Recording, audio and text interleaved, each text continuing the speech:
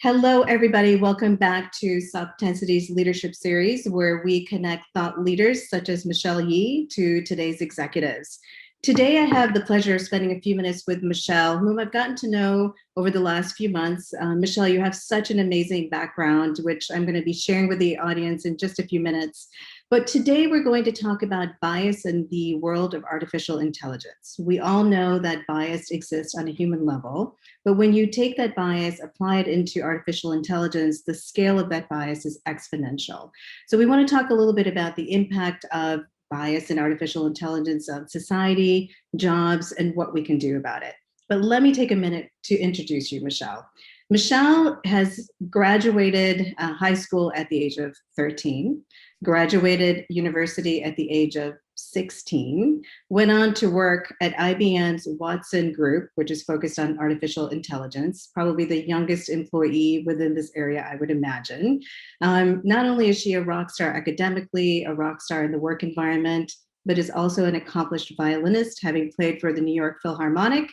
I could go on, 6 languages, Michelle. The list is so long, and I'm just so honored to spend these minutes with you today. Welcome to the series. Thank you so much for having me, Monica. I'm really excited to be here, and especially to talk about a topic that is so near and dear to my heart. So thank you very much. I know it is. So let's dive right on in. Maybe start with Michelle. Tell us a little bit about what you're doing today as a Senior Director of Applied Artificial Intelligence at RelationalAI.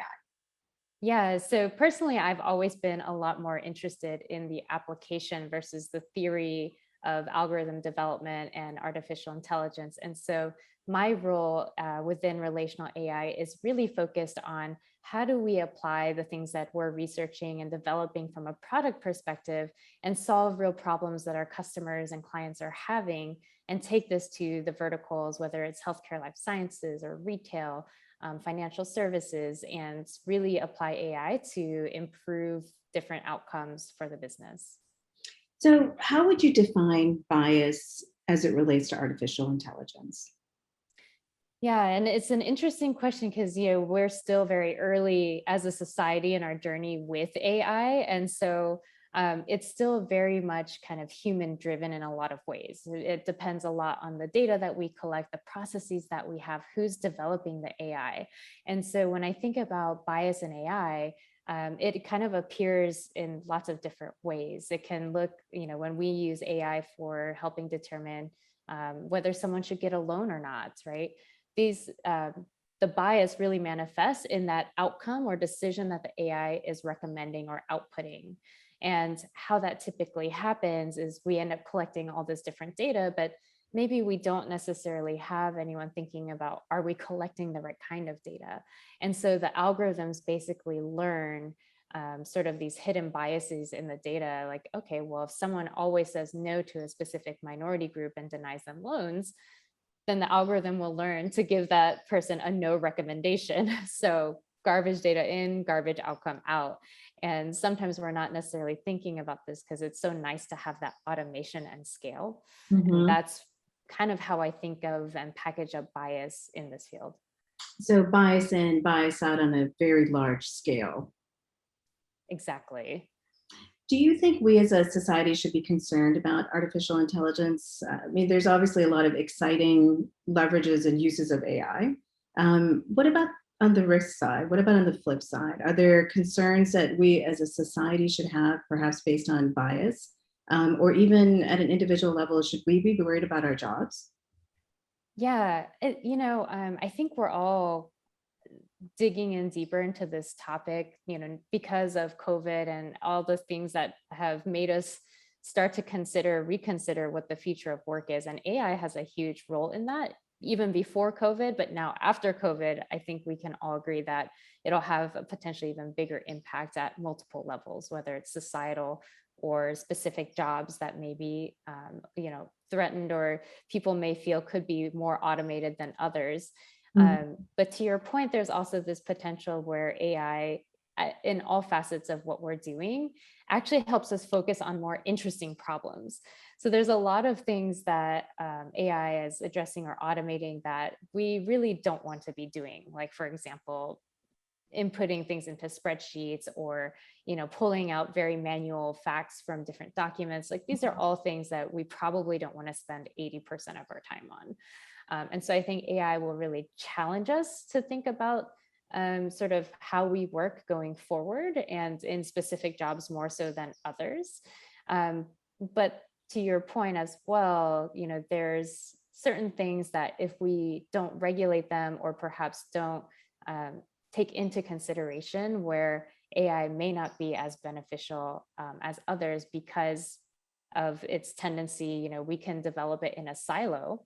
And if we don't bring in the business, or we don't bring in research or other, thought leaders or diverse groups of people, we risk kind of leaving behind certain types of groups and people. So there's a certain responsibility then on companies to one, perhaps retrain, reskill some of these tasks or jobs that are repetitive and can be replaced by AI into different roles, perhaps more high value roles that even pay a little bit higher from a salary, increasing quality of life in general. Absolutely. I think there's a huge opportunity, but we do have to have that as a focus of how do we help people and enable people to live in like this post-AI, post-digital COVID world as we're all figuring this out, because there is a big impact. And as we talk about bias in AI, it dawned on me that Alexa, Siri, Google are all female voices. So servant robots with female voices that I think you can probably reprogram. But is that an example, Michelle, of sort of a subconscious bias that companies have maybe accidentally, done? I think that's a great example. And I would layer on one more thing to that, actually. And I don't know if you personally or maybe others have noticed this, but a lot of times with these voice recognition type of things, there's a lot of research, showing that actually men's voices tend to be more understood than women's voices. So I have actually personally, said something to a Home or an Alexa or Siri, and then it, says, sorry, I don't understand. And then a guy next to me will say the same thing, and it'll say, oh yeah, by the way, here's the answer to your question. So this is actually a great example. It happens all the time, whether it's voice and especially in computer vision. So when you're looking at images, I think there's, a lot more potential bias hidden in there as well. Yeah, and so I can begin to see how important it is for executives that are beginning to determine their AI roadmaps. How are they going to leverage AI to enable services or capabilities within their organizations? What are some things, some practical tips, Michelle, that these leaders can be thinking about so they don't fall into that bias trap?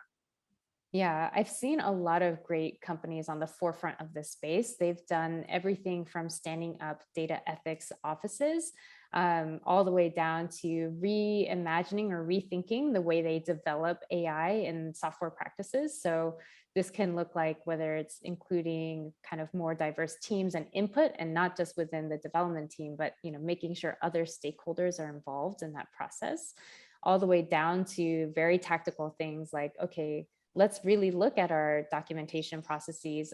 There's a really famous paper that Google published on model cards, right? And it's as simple as like, hey, do we have a nutrition label for every model that we built? What data is going in? What's coming out? What do we expect it to do?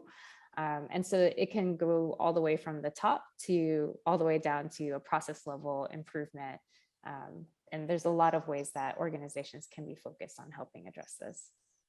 Very good practical tips, Michelle. I feel like we're just scratching the tip of the iceberg here, and there's probably many more conversations to be had around this topic. But I appreciate your time and your insights today, Michelle. It was an absolute pleasure to talk to you. Thank you so much for having me.